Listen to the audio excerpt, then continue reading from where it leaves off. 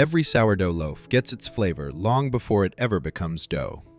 Before shaping, before proofing, before baking. It happens in the jar. Most people chase flavor by changing recipes, different flours, different hydrations, different techniques. But flavor isn't hiding in the recipe. It's already being decided inside your starter.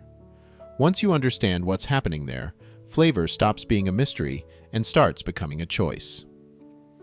The beginning. It starts with flour and water in a jar.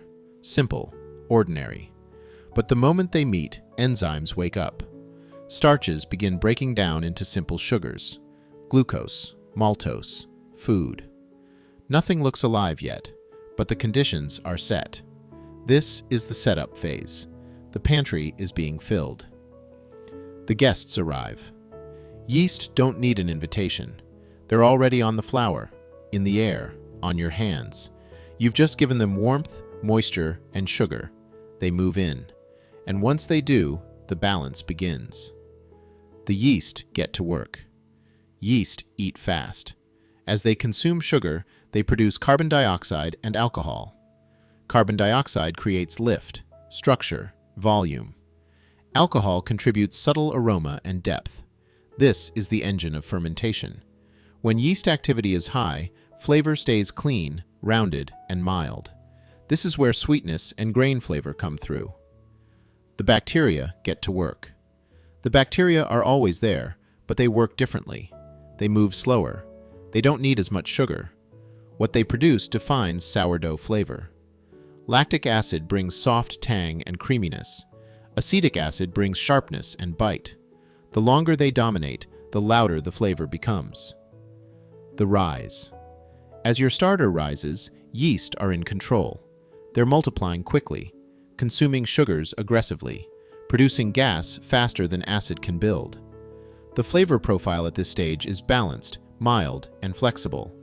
This is yeast-forward fermentation. The peak. At peak, the system is in balance. Yeast are still strong. Bacteria are present but not dominant. The starter smells pleasant, lightly fermented, alive. This moment offers maximum versatility. The starter can lean mild or complex, depending on what comes next. The shift. Once the starter peaks, the balance begins to change.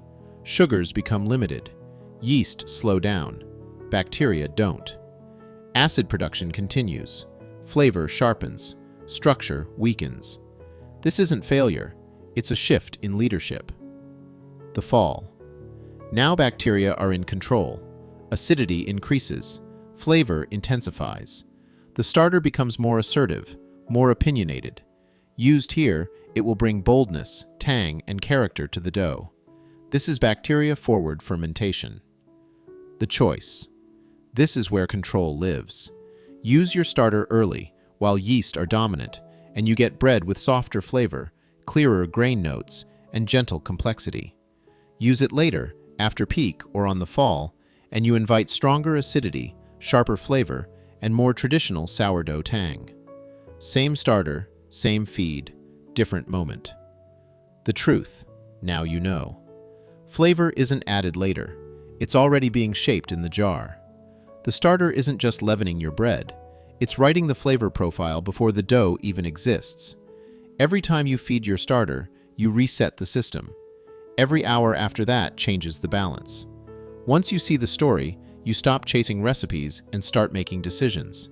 That's how flavor control really works in sourdough, inside the jar.